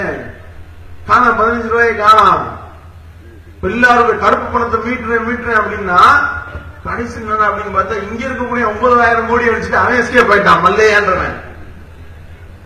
வேண்டாம் நீ தான் 6 மாசத்துல மீட்டு தர்றேன்ன, இவங்க இருக்கிற பணத்தை எடுத்துக்கிட்டு ஒருத்தன் ஓடுன அவனை பிடிக்க வைக்கல, இவங்க கோடி கோடியா புடிச்சு கொண்டு வந்து இங்க அவன் போட போறான் இவன். விளங்குதா? அப்ப இந்த மாதிரியான மோசடி. தாவூத் இப்ராஹிம் நாங்க 1 டஜன் பூனைப்படை இருந்தாலும் நான் 1 மணி நேரத்தில் பிடித்து விடுவேன் தேர்தல் பிரச்சாரத்துல. இப்ப எத்தனை வருஷம் ஆச்சு நீ ஆட்சிக்கு தாவூத் இப்ராஹிம் எங்க போனான் தாவூத் இப்ராஹிம் காணா புடிச்சியா? 1 டஜன் பூனைப்படை இருந்தா போதும் இல்லையடா, ஒட்டு மொத்தமா ஒன்றதானே இருக்கு, பிடிச்சு காட்ட வேண்டியதுதானே. எங்க போனார் தாவூத் இப்ராஹிம்? அதுல பிராடு. இப்படி ஒட்டு மொத்தமாக பிராடினுடைய உச்சபட்சமாக பித்தலாட்டத்தினுடைய மறு வடிவமாக இந்த மோடி என்பவர் இருந்து கொண்டு எல்லாமே செய்யறது எல்லாமே போலித்தனம். ஒரு இடத்துல அமெரிக்காவில் இங்கிலீஷ்ல பேசினாராம். உடனே தினமலர்காரன் இந்த மாதிரி 40 நிமிடம் பேசினார். ஒவ்வொரு நிமிஷம் பேசும்போதும் கைதட்டினார்கள். கிட்டத்தட்ட 64 தடவை கைதட்டினார்கள். ஒவ்வொரு கைதட்டும் அடங்குறதுக்கு 1 நிமிஷம் ஆனது. பேசுறது 40 நிமிஷமா 64 தடவை கைதட்டினாங்களா, 64 கை தட்டிக்கிட்டே இருந்தாங்களா, 64 நிமிஷம் தட்டினாங்களா. ஒவ்வொரு நிமிஷம் கைதட்டு முடியறதுக்கு ஒவ்வொரு நிமிஷம் ஆனிச்சா 64 அதுக்கே 64 நிமிஷம் ஆச்சு. பேசுறது 40 நிமிஷம் தானா? என்னடா கணக்கு சொல்றீங்க? யார்கிட்ட பூ சுத்துற? ஒண்ணு அருமையான அவர் இங்கிலீஷ் பார்த்து எல்லாம் ரசித்து போயிட்டாங்க. கடைசி என்ன அப்படின்னு பார்த்தா இப்படி பேசுறதுக்கு முன்னாடி இங்க ஒரு வெள்ள கண்ணாடி ஒண்ணு இருக்கு, டெலிபிராம்பெட் பேர். இப்படி இப்படி முன்னாடி உங்களுக்கு பார்த்தா ஒரு கண்ணாடி மாதிரி தெரியும். அதுல எழுதி வச்சுக்கிட்டு my name is suffering from fever. இதுதான் இப்படிதான் இங்கிலீஷ் பேசியிருக்கலாம். அதுக்கப்புறம் தான் கண்டுபிடிச்சு போடுறாங்க, ஜூம் பண்ணி போடுறாங்க. எவ்வளவு பெரிய அநியாயம் பாருங்க.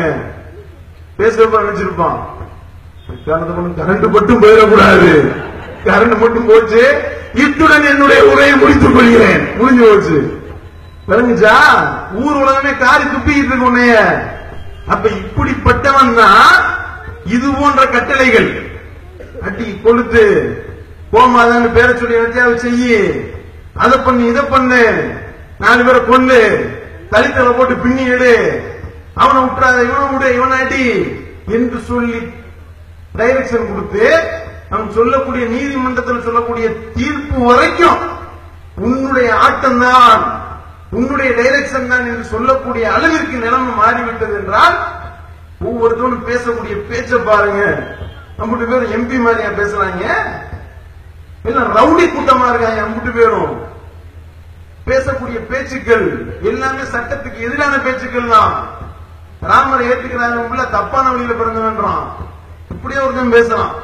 எவனெல்லாம் ராமரை ஏத்துக்கிறலையோ அவன் முறை தவறி பிறந்தவன் அப்படின்னு சொல்லி.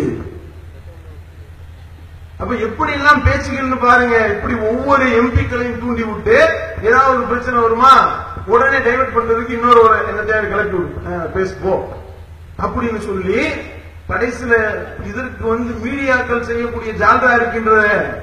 சுப்ஹானல்லாஹ், அந்த தினமலர் தினத்தந்திக்காரர்கள் அம்புட்டு வந்துகிட்டு ஜால்ராக்கள், அப்படி ஜால்ராக்கள் நிர்வாண சாமியார் கூப்பிட்டு உரை நிறுத்த வச்சிருக்காங்க. அம்மனமாக ஒரு ஒட்டு துணி இல்லாம ஒரு சாமியாரை கூட்டிட்டு வந்து பிஜேபி ஆளக்கூடிய ஹரியானா சட்டசபையில கொண்டு வந்து பேச வருவாங்க. அவர் உட்கார்ந்துருக்கு, அவருக்கு நல்ல வேலைக்கு முன்னாடி பெஞ்ச் இருக்கு, எதிர்த்தாப்புல லேடிஸ் ஜென்ஸ் 50 பேர் எம்எல்ஏக்களும் ஆண்களும் பெண்களும் உட்கார்ந்து இருக்கின்றார்கள். வர்றப்ப பயணம் வந்திருக்கிற 50 பேர் செல்ஃபி எடுத்திருக்காங்க, அது வேற விஷயம். என்ன சொல்றாங்க, அவர் கொஞ்சம் உட்கார்ந்துட்டு அவரு பாலியல் சீண்டல்களை எல்லாம் நாம் தடுக்க வேண்டும், பாலியல் சீண்டல்களை நாம் ஒழிக்க வேண்டும். முதல்ல நீ டிரெஸ் போட்டாலே பாதி ஒழிஞ்சிடும்.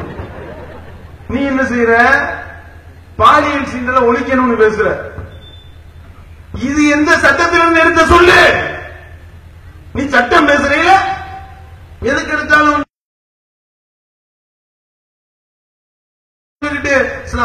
ஒட்டகா இருக்கிறதுக்கு ஸ்லாட்டர் ஹவுஸ் இருக்கான்னு கேட்கிறீங்களா? வியாபார தரத்துக்கு உண்டான ஒரு இடத்தை ஒட்டகம் இருக்கிறது மத வழிபாட்டு உரிமையை நாங்கள் நிறைவேற்றுவதற்கு நீ ஸ்லாட்டர் வரலாற்று சாதனையா? மிகப்பெரிய வரலாற்று சாதனை புரிந்திருக்கிறார்கள் பிஜேபி அரசாங்கம். ஆமா, மேற்கொண்டு இன்னொரு சாதனை புரிய போறாங்க. பார்லிமெண்ட்ல கூட்டு உட்கார வச்சா உட்கார பாயவன, பார்லிமெண்ட்ல உட்கார வச்சுக்கிட்டு மிகப்பெரிய நிர்வாணமா ஒருத்தன் வந்தானா, ஒரு பொது ரோட்ல அனைத்து மக்கள் முன்னிலையில ஒருத்தன் வேட்டியை விட்டானா பப்ளிக் நியூசன்ஸ் கேஸ் போட்டு உள்ள தள்ளுற. ஏன்? பொது அமைதிக்கு குந்தகம் விளைவித்திருக்கிறான் என்ற அடிப்படையில் தூக்கி உள்ள தள்ளுறியா இல்லையா? அப்ப நீ சரியான தான் நீ என்ன செய்திருக்க வேண்டும்? அப்படி வந்தவனை தூக்கி போலீஸ் உள்ள பிடிச்சு போட்டிருந்தீங்கன்னா உன்னை பாராட்டி இருக்கலாம். இப்படிப்பட்ட ஒருத்தவன் இவங்களே கூப்பிடுறாங்க, நீங்க நல்லபடியா எங்களுக்கு உரை நிறுத்திட்டு போங்க என்று சொல்லக்கூடிய அளவுக்கு நிலைமை இருக்குன்னா, அப்ப இந்த நாட்டை சட்டம் ஆளுதா இல்ல காவிகளுடைய திட்டம் ஆளுதா? தெரியுதா இல்லையா? அப்படி பட்டவர்த்தமா விளங்கி போச்சங்க. நீ என்ன சொல்றியோ அதெல்லாம் தீர்ப்பா சொல்றாங்க. அதுல பெரும் குடும்பம் தெரியுமா? இப்படி நிர்வாண சாமியார விட்டு இப்படி அநியாயம் பண்ணதோட மட்டுமல்லாம குஜராத்ல விஞ்ஞானிகள் ஆய்வு பண்ணிட்டாங்க. என்ன ஆய்வு பண்ணீங்க? குஜராத் விஞ்ஞானிகள் ஆய்வு பண்ணார்கள். குஜராத் விஞ்ஞானிகளுடைய புதிய ஆய்வு போட்டாங்க. குஜராத் வந்தாலே விளங்கி போச்சு எந்த லட்சணத்துல ஆய்வு பண்ணிருப்பான்றத தெரிஞ்சு போச்சு. என்ன ஆய்வு பண்ணீங்க அப்படின்னா, அதாவது மாட்டினுடைய கோமியம் இருக்குல்ல, மாட்டு மூத்திரம் தான், அதான் கோமியம் டீசெண்டா சொல்லுவாங்க. மாட்டு மூத்திரத்துல அதாவது கிட்டத்தட்ட 1000 லிட்டர் மாட்டு மூத்திரத்தை எடுத்து நம்ம சேகரித்து அதுல இருந்து நம்ம சில சாறு விழிஞ்சு சில சக்கைகளை எடுத்தோமே ஆனால் 1 கிராம் தங்கம் கிடைக்கிறது. பார்த்துக்கிறது. குஜராத் விஞ்ஞானிகள் ஆய்வு. யாரா சொன்னா? குஜராத் விஞ்ஞானியே சொல்லிட்டாரு. சொல்லிட்டாரா? குஜராத் விஞ்ஞானியவா? அப்ப இந்த 15 லட்சம் ரூபாய் எல்லாருக்கும் அக்கௌண்ட்ல போறாங்களே, இப்ப விளங்கிருச்சா உங்களுக்கு? 50 பேருக்கும் கோல்டா கொடுக்க போறாங்க. இப்ப லிட்டரா வரும். இப்ப லாரியில 15 litre, 1500 litre, 2000 litre, 5000 litre, 10000 litre வரும். நம்ம அதுல இருந்து எடுத்துக்க வேண்டியதுதான். அதை கோல்டா கனெக்ட் பண்ணி அதுல இருந்து ரூபாயை கனெக்ட் பண்ணோம்னா 15 லட்சம் ரூபாய் வர்ற மாதிரி உங்களுக்கு நாங்க போட்டு விட்டுருவோம். பார்க்கலாம். விஞ்ஞானின்ற மாட்டு மூத்திரத்துல வந்து தங்கம் இருக்குன்னு சொன்னா அதை புகழ்ந்து எழுதக்கூடிய அளவிற்கு மீடியாக்கள் போய்விட்டீர்களே, அசிங்கம் இல்ல? இதெல்லாம் வெளிநாட்டுக்காரன் பார்த்தானா காரி துப்ப மாட்டான். என்னடா ஆட்சி நடத்துறீங்க? கேடுகிட்ட ஆட்சி. மனுஷனுக்கு மதிப்பு இருக்காங்க. மாதா பிறந்தா தானே உங்களுடைய நாட்டில் மதிப்பு, மனுஷனுக்கு மதிப்பு கிடையாதுடா என்று சொல்லக்கூடிய அளவுக்கு நிலைமை போயிருச்சு. தாழ்த்தப்பட்ட ஒரு பழங்குடியினரா பிறந்த ஒரே காரணத்துக்காக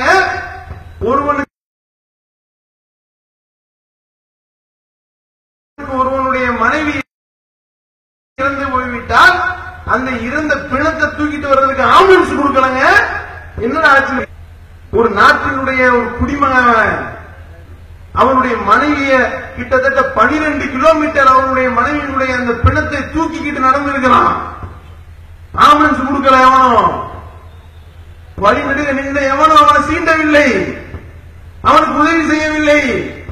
ஏன்? உசுரோட இருந்தாலே தொட மாட்டாங்க. தாழ்த்தப்பட்டவனா பார்க்கலாம். நீ தாழ்த்தப்பட்ட ஜாடி, உன்னை நான் தொட மாட்டேன், நீ பார்த்தாலே தீட்டு நான் நினைக்கிறேன்னு நினைக்கக்கூடியவன் அந்த பெண் செத்து போனதுக்கு அப்புறம் தூக்கிடுவானா? தூக்குவானா? கொஞ்சம் யோசனை பண்ணி பாருங்க. அப்ப இப்படிப்பட்ட அந்த மனு நீதியைத்தானே நீ சட்டமாக வைத்து அந்த பழங்குடியின சகோதரன் என்ற ஒரே காரணத்துக்காக அவனை 12 கிலோமீட்டர் தூக்க வைத்து ஒருத்தவனாலதான் ஒரு இந்து வெறியன் எவனா பேசுறாங்க. இந்த சகோதரன் பாதிக்கப்பட்டாங்க, ஒடிசால பாதிக்கப்பட்ட அந்த தலித் சகோதரனுக்காக எந்த இந்து வெறியனா பேசுறீங்க? எந்த காரி கபோதிகள் பேசுவீர்கள்?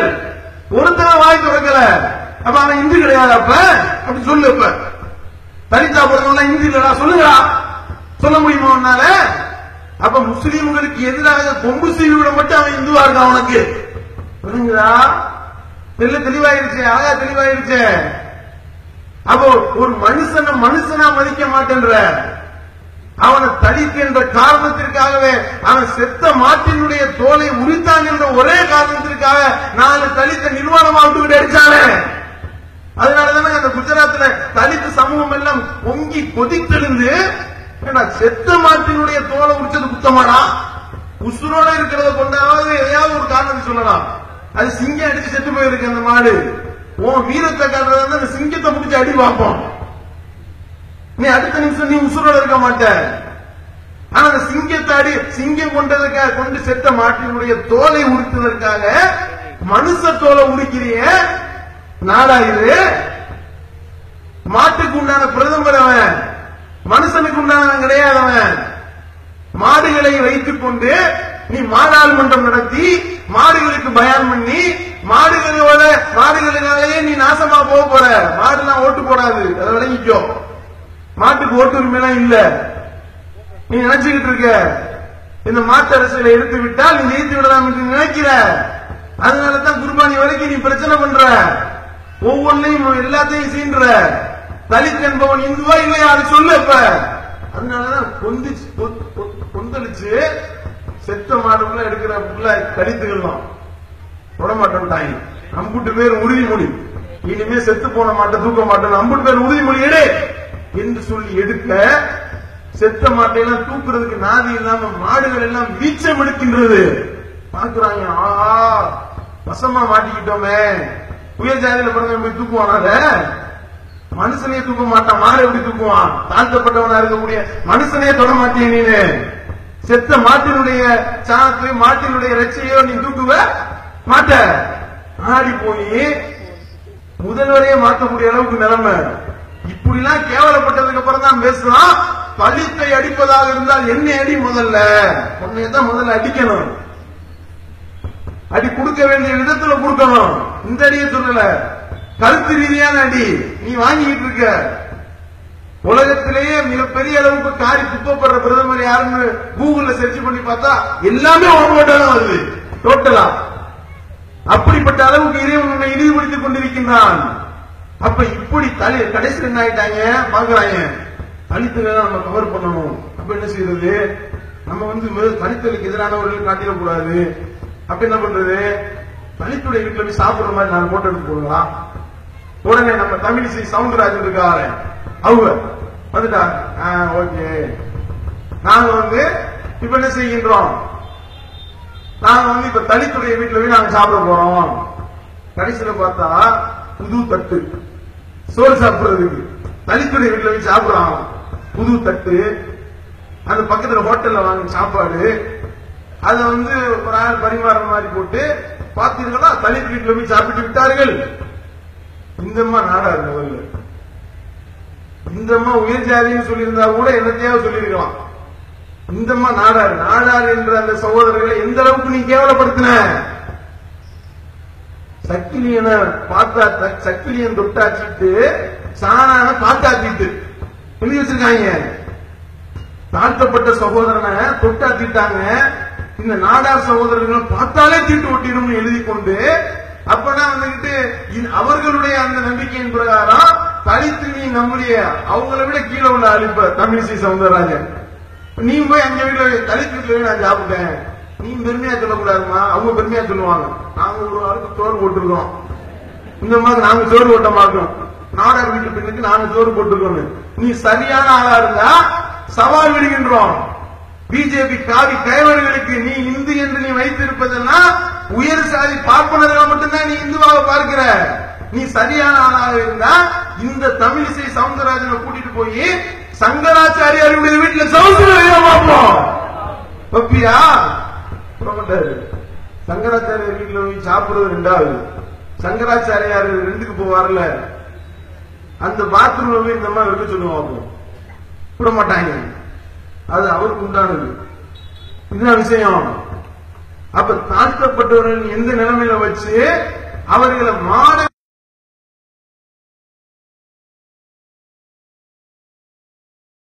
கேவலமாக மதிக்கக்கூடியவர்கள் பேசலாம். நீ இந்து இந்துன்னு பேசுறதா இருந்தா இந்த ஜக்கி வாசுதேவன் ஒரு சாமியாரு என்ன கேட்கிறோம், நீ இந்து இந்துக்கு தானே பாடுபடுற, ஒரு இந்து அடிபட்டா நீ நிக்கணுமா இல்லையா, ஒரு இந்து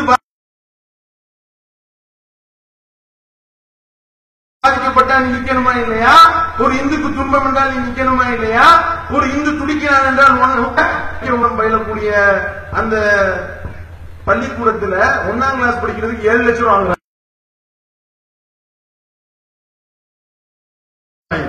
துறவி கேட்டா என்னத்தை நீ துறந்த, நீ முற்றிலும் துறந்தவனாக இருந்தால் ஏன் உனக்கு காசு இருக்கு, 7 லட்சம் பூசுக்கள் எனக்கு மன ரீதியான டார்ச்சர், தாய் தந்தையரை பார்க்க விடல. 12-13 வயசு பையன பிரம்மச்சாரி கேன்வாஸ் பண்ணிருக்காங்க. நான் பிரம்மச்சாரியா, நீ இன்னும் மனுஷனாவே ஆகலையடா, அதுக்கு முன்னாடி எப்படா பிரம்மச்சாரியா போவோம், நீ குழந்தையா தான் இருக்க என்று சொன்னால் அவன் சொன்னா நான் பிரம்மச்சாரியா போக போறேன், துறவியா போறேன். பாதிக்கப்பட்டவன் யாரு, இந்து சகோதரன் தானங்க. அங்கே ஒரு உருவாக்கப்படாது, திடீர்னு மர்மமான முறையில் செத்து போயிட்டாரு. என்னன்னு பார்த்தா அந்த சாமியாருக்கு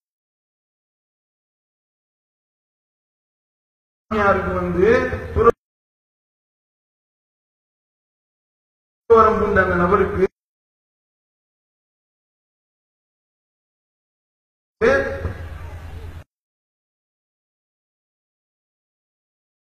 போதை மேல போதை ஏற்றி விட்டுருக்காங்க. அநியாயத்துக்கு போதையை திண்டாரு போடுகிறாரு. இது எப்ப வெளியே வருது? அங்க மேனேஜரா இருந்தாலும் என்ன செய்யறான், அவன் வெளியே வந்து இங்க என்ன நடக்குது நீங்க நினைக்கிறீங்கன்னு சொல்லி போடுறான். அந்த பட்டியல் போடும்போது இது போதை ஏத்துறாங்க அப்படின்னு சொல்லி அவங்க சொன்னதுக்கு அப்புறம் தான் வெளியே வருது. வெளியே வந்தா இவங்கிட்ட போய் கேட்கிறாங்க, சாமியார் வந்து தத்தரிச்சு தான் செத்தான் அவங்க அப்படின்னா, அவர் வந்து மனநிலை பாதிக்கப்பட்ட நிலையில் இருந்தார், அதனால அவர் அவராக தற்கொலை செய்து கொண்டார் விளக்கம் சொல்றாங்க. அவர் சாமியாருக்குள்ள கிறுக்குன்னு சொல்ல வரியா? அப்படி சொல்லப்ப எங்க மனத்துல சாமியார் இருக்கிறவங்க மனநிலை பாதிக்கப்பட்டவனை எப்ப சாமியார் ஆக்குன பதில் சொல்லு. ஆனா ஒரு இந்து சகோதரன் இல்லையா, அவனுடைய உயிருக்கு பதில் சொல்லுங்களா? அவன் மர்மமான முறையில் அவன் செத்துருக்கான, அவனுடைய சாவுக்கு என்ன பதிலு? பதில சொல்லு. எந்த இந்து அமைப்பு போராடின ரோட்ல மாத 4 பேர் புடிச்சிட்டு போறான்றதுனால வண்டியை மலிமடிக்க தெரியுதுல? ஜக்கி வாசுதேவனுடைய போய் அந்த மரத்தை முற்றுகையிட்டியா? கேள்வி கேட்டியா? என்னுடைய இந்து சகோதரன், என்னுடைய இந்து சகோதரனுடைய பிள்ளைகள் அங்கே சிரமப்படுகின்றார்கள், நான் விடமாட்டேன் என்று சொன்னியா? கிடையாது. கடைசி என்னன்னா, நம்ம ஹெச் ராஜா இருக்காரு, யாரு இல்லங்கிறேன் அப்படின்னுவான், ஒரு நிமிஷம் ஆமாங்கிறேன் அப்படின்னுவான். என்னங்க இப்பதான் இல்ல இல்லங்கிறேன் அப்படின்னுவான். இல்லங்க இப்பதானே ஆமா சொன்னீங்க, ஆமாங்கிறேன், இப்படி மாத்தி மாத்தி சொல்லுவான். இந்த கிறுக்கன் போறான் அங்க கேட்கிறாங்க. இந்த மாதிரி வந்து ஜக்கி வாசுதேவ் அவர்கள் மிகப்பெரிய அளவுக்கு ஆக்கிரமிப்பு எல்லாம் பண்ணிருக்கிறதா சொல்லப்படுது. இது சம்பந்தமா நீதிமன்றத்தில் வழக்கு இருக்கிறது. என்ன, இவன் மடம் கட்டுற பேர்ல டோட்டலா வன இலாக்காவுக்கு உண்டான அம்புட்டு இடத்தை ஆக்கிரமிப்பு பண்ணி வச்சிருக்கான் டோட்டலா.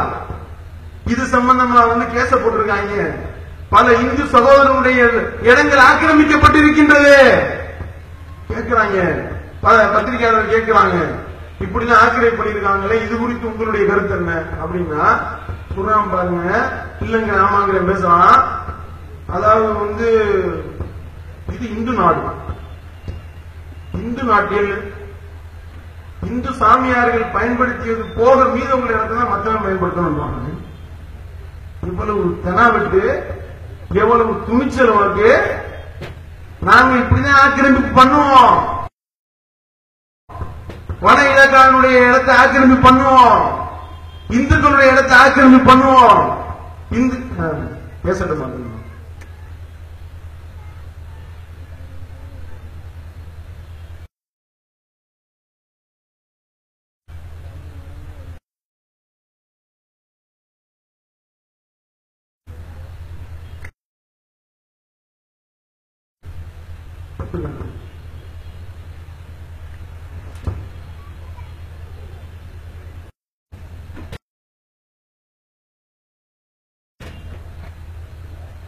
அப்ப நாங்க எல்லாத்தையும் ஆக்கிரமிப்பு பண்ணுவோம். நாங்க ஆட்டையை போட்டது போக மீதுதான் உங்களுக்கு. யாருக்கு? சாமியார் ஆட்டையை போட்டது போக. அப்ப பாதிக்கப்பட்ட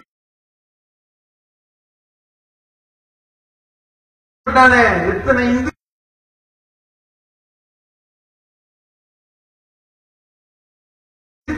வீட்டை நீ ஆக்கிரமிப்பு பண்ணிருக்கிற? அவன்லாம் இந்துவா தெரியல உனக்கு? அவன்லாம் உன்னுடைய ஆளு தானடா. அப்ப வந்து செத்து போனவன் இந்து கிடையாது. அப்ப நீங்க பார்த்த ஆள் வேற, இப்ப நீங்க பார்க்க போற ஆள் வேறன்னு சொல்லிட்டு கருப்பு கோட்டை தூக்கி போட்டுட்டு காவி கோட்டை எடுத்து மாட்டிக்கிட்டு காவி கட்டிங்க காவி வேட்டியும் கட்டிக்கிட்டு சொல்லுங்கோ அப்படின்னு உடனே தீர்ப்பு சொல்லிடுவாங்க, அவர்கள் சொல்லிடுவாங்க.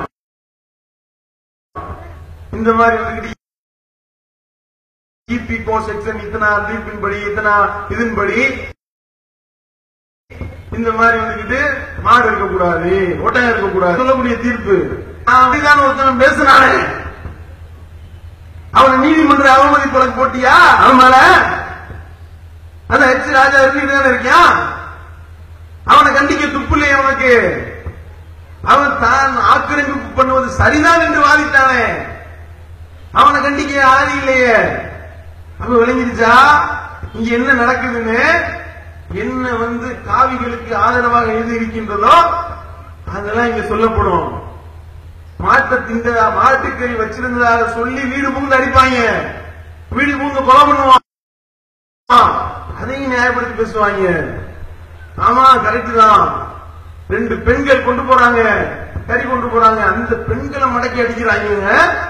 என்னன்னு கேட்டா மாட்டுக்கறி சொல்லி மாட்டுக்கறி கொண்டு போனதுனால 2 சகோதரனை பிடித்து அவனுடைய வாயில சாணி அள்ளி அப்பி அவனுடைய வாயில சிறுநீரை ஊற்றி விட்டீங்களா?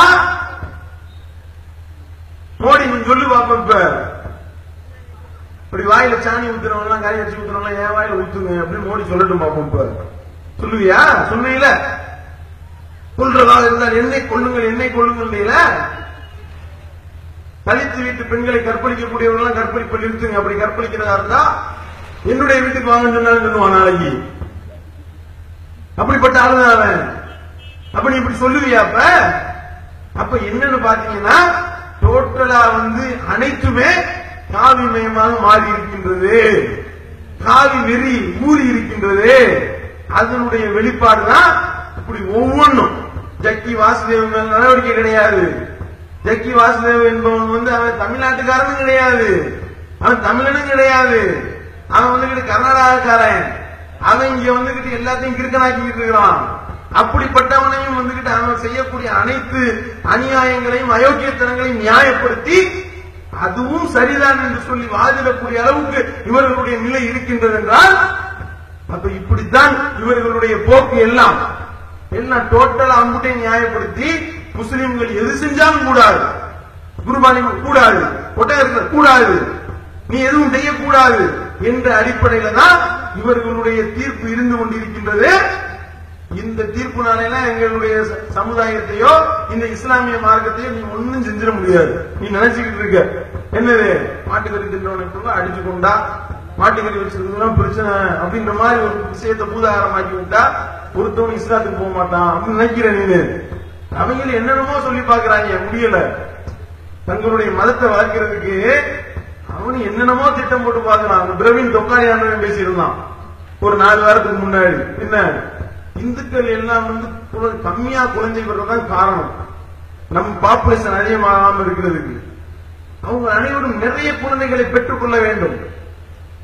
அதுக்கு உங்களால முடியவில்லை என்றால் நான் லேகியம் தர்றேன், அந்த லேகியத்தை திண்டா பெற்றுக் கொள்ளலாம் சொல்றாங்க. இப்படியே பேசிருக்கலாம். நான் அந்த லேகியம் என்கிட்ட மட்டும்தான் இருக்கின்றான். இப்படியே பேட்டி கொடுத்திருக்கலாம். ஊர்ல 5 வளர்த்து விட்டுட்ட போமாதான் சொல்லுவ, ஒரு பக்கம் அதை வச்சு தீ வச்சு கொளுத்துவ, பூமி மாதான் அது மேலே 2 பாத்ரூம் போவ, மீன் மச்சாவதானுவ, அந்த மீனை அறுத்து திப்ப, தண்ணீர் அந்த கங்கா தேவினுவ, அந்த தண்ணி வச்சே கழுவுவ. இதெல்லாம் பார்த்தானே சிந்திப்பான்ல, இது சரியா தெரியலையே, கண்டதும் கடவுள் இருக்கானே, ஒரே இறைவன் சொல்றதானே கரெக்டா இருக்கு, இஸ்லாத்துக்கு வந்துருவான். நீ நிறைய புள்ள வைக்கிறதும் ஒரு வகையில இஸ்லாம் மேல வழிவகுக்கும். இன்ஷா அல்லாஹ் நீ அதிகமா புள்ள வைத்து விட்டாலும் அப்ப இஸ்லாம் அதிகமாகும், விளங்கிக்கோ. நீ நினைக்கிற இந்த மாதிரியான பூச்சாண்டிகள் எல்லாம் காட்டிவிட்டால் இப்படிப்பட்ட வேலைகளை எல்லாம் நம்ம செய்து விடுவோமே. ஆனால் நம்ம என்ன செஞ்சிடலாம், இஸ்லாத்தை அழிச்சிடலாம், ஒழிச்சிடலான்ட்டு கருவாப்சினா என்ன, தாய் மனம் திரும்புதல். நீங்க என்ன செய்ய, வேற மதத்துக்கு நான் போயிடாதீங்க. கிறிஸ்தவ மதத்திலிருந்து இந்துக்கு வந்தா 2 லட்சம் ரூபாய் தரப்படும் அறிவிச்சாங்க. அதே இது இஸ்லாமிய மதத்திலிருந்து இந்து மதத்துக்கு வந்தா 5 லட்சம் ரூபாய் தரப்படும் அப்படின்னா உடனே இந்துக்கள் ஒரு பிரிவு போயிட்டாங்க. நாங்க திருப்பி இந்துவானா எங்களுக்கு எவ்வளவு கொடுப்பீங்க அப்படின்றான். இவன் திருப்பி போயிட்டு திருப்பி வர பணம் வாங்குறதுக்காக போறான் என்னன்னு தெரியல. அதுல இன்னொரு கேள்வியும் கேட்டார்கள். சரி நான் இப்ப வந்துடுறேன், நான் வந்தேன்னா நான் எந்த ஜாதியில நீ சேர்ப்ப என்று கேட்டார்கள். அதுக்கு என்ன தெரியுங்களா, அது நீ எந்த ஜாதியில இருந்து போனீங்கன்னா அந்த ஜாதியில சேர்த்து விட்டுவோம் உங்களை. விளங்குதா உங்களுக்கு? தலித்து உன்னை மிதிக்கிறான், அடிக்கிறான், உதைக்கிறான், மனுஷனை விட கேவலமா நடத்துறான். நாய், பன்னி, மாடு, ஆடுலாம் ஒரு பொது குளத்துல தண்ணி குடிக்கலாம், தலித்து குடிக்க கூடாதுன்னு சொல்லி கொடுமைப்படுத்துவான். நாயெல்லாம் ஒரு தெருக்குள்ள ஓடலாம், தலித்து போக கூடாதுன்னு சொல்லி கொடுமைப்படுத்துவானா? அப்படி இருந்தாலும் நீ அந்த மதத்தெல்லாம் இருக்கணுமா? நீங்க வெறுத்து போய் வேற மதத்துக்கு போயிட்டீங்க அப்படின்னா தீண்டாமை இல்லாம எங்க சமரசம் வழங்கப்படுகின்றதோ அந்த சத்திய மார்க்கத்தை நீங்க சேருவீங்களே, ஆனால் உங்களை திருப்பி கூப்பிடுவாங்களா? நான் திருப்பி வந்து எந்த ஜாதிகளா என்னை சேர்ப்ப அப்படின்னு கேட்டா, நீ எந்த ஜாதியில போனீங்க அந்த ஜாதியிலையும் சேர்ந்துக்கோ, மறுபடியும் என்னை செருப்பால் அடிக்க கூப்பிடுற. செருப்பால் அடிக்கிறது 5 லட்சம் ரூபா, நான் உனக்கு 100 செருப்படி திருப்பி தர்றேன், இதை விட கூட 1 ரூபா தரவா வாங்கிட்டு என்று சொல்லி அந்த தலித் சோதரன் கேட்டானே பதில் சொன்னியா? நீங்க அர்ஜுன் சம்பத்துகளை பார்த்து கேட்கின்றோம், ராம கோபாலங்களை பார்த்து கேட்கின்றோம், பதில் சொல்ல முடிந்தது அவனுக்கு? கருவாப்சி கருவாப்சி என்று சொல்லி நீ போட்ட ஆட்டங்கள் எல்லாம் புஷ்பமா போச்சு, ஒண்ணும் இல்ல. கடைசியில இப்படியே முடிச்சு எல்லாத்தையும் லாக் பண்ணிட்டு தான் இப்ப ஒவ்வொரு கை வைக்கிறாங்க. குர்பானில கை வைக்கிறான், மாடு இருக்கக்கூடாதுன்றான். இப்படி ஒவ்வொன்றுலயே கை வைக்கிறது காரணம் என்னன்னா வெறி முடிச்சு அலைகிறாங்க இஸ்லாத்துடைய வளர்ச்சி. அதனாலதான் சுத்துவதற்கு இருக்கக்கூடிய பூச்சாண்டிகளாலாம் இஸ்லாத்தை அழிக்க முடியாது, விளைவிக்கும். நீ இந்த மாதிரிலாம் அடிக்கதான் இப்படிலாம் வந்துகிட்டு மாட்டுக்கறி வச்சிருந்தான்றதுக்காகவே ஒருத்தனை கொலை பண்ணிய, இப்படி அவனை கொலை பண்ணதை பார்த்து எல்லாம் பயந்துகிட்டோம். என்னடா இது, இப்படி மாட்டுக்கறி வச்சிருந்தான்னு சொல்லி முஸ்லீமா இருக்கிறதுனாலே கொலை பண்றாங்களா? இந்த இஸ்லாமிய மார்க்கத்துக்கு போகக்கூடாது. மாடு என்பது வந்து கடவுள் கிடையாது, அது வந்து ஒரு பிராணிதான், படைத்த இறைவன் மட்டும்தான் கடவுள், அல்லாஹ் ஒருவனை மட்டும்தான் வணங்க வேண்டும், அவன் தான் இந்த உலகத்தினுடைய அதிபதி என்று. இன்னும் 20 வருஷம் தான், 20 வருஷத்துல இந்தியாவுல இஸ்லாம் தான் மிகப்பெரிய மதமாக இருக்கும். புள்ளி விவரத்தை பாத்தியா? உன் தினமலர் தான் வெளியிட்டு இருக்க புள்ளி விவரங்கள் பியூ என்ற அந்த அமைப்பு வந்து சொல்லிருக்கலாம்.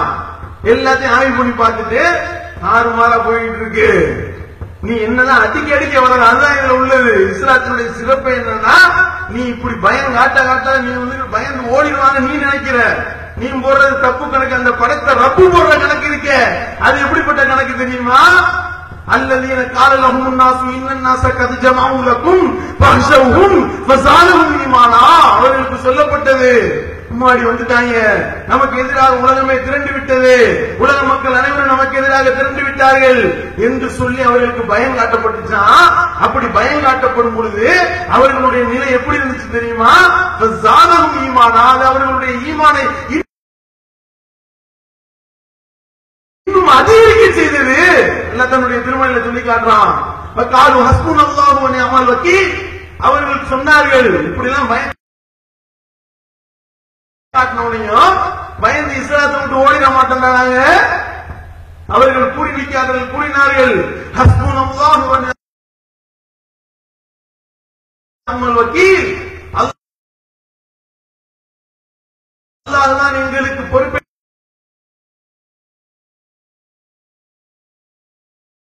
ஏற்றுக்கொள்ள போதுமானவன், அவனே எங்களுக்கு சிறந்த பொறுப்பாளன் என்று சொல்லி எங்களுடைய ஈமானை உறுதிப்படுத்துவதற்கு முன்னாடி ஒட்டகம்ன்றத நினைச்சு கூட பார்க்க கூடாது. நம்ம ஒட்டகம்னா இல்லப்பா, ஒட்டகம் ஒரு விலங்கே இல்ல உலகத்துல என்று சொல்லிவிடுவோம் நீ நினைக்கிறியா? சொல்லி தீர்ப்புக்கு எதிராக மக்கள் சாலை சாலையாக கூறுகிறார்கள். அப்படிப்பட்ட ஒரு எழுச்சி இங்கே ஏற்பட்டு கொண்டிருக்கின்றது. இந்த கூட்டம் அல்லாஹ்வுக்கு மட்டுமே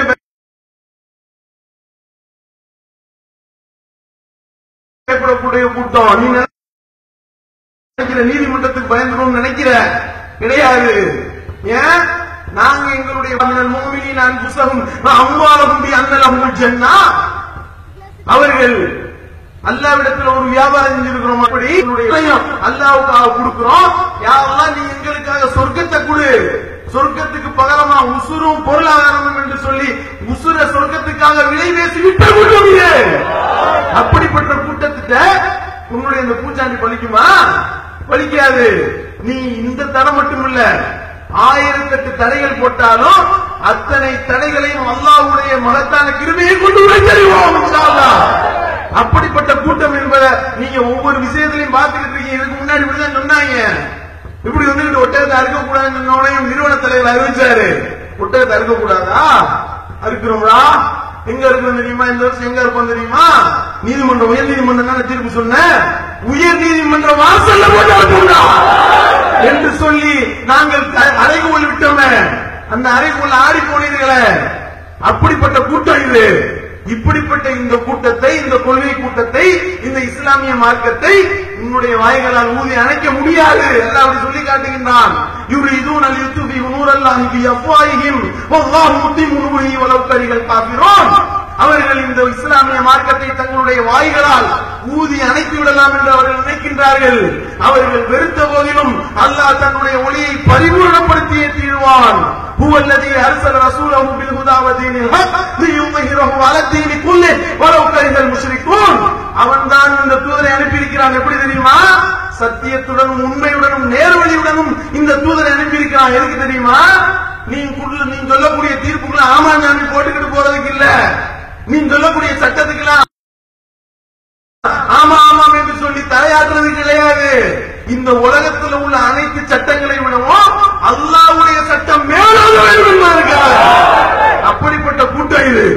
அப்படி அல்லாஹ் தன்னுடைய தூதரை அனுப்ப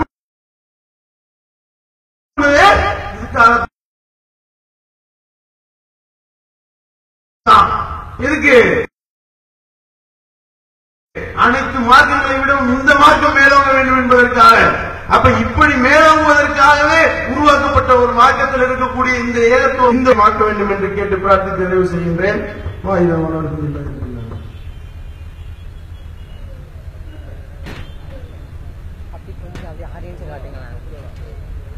இன்ஷா அல்லாஹ் வரக்கூடிய வியாழக்கிழமை 8ஆம் தேதி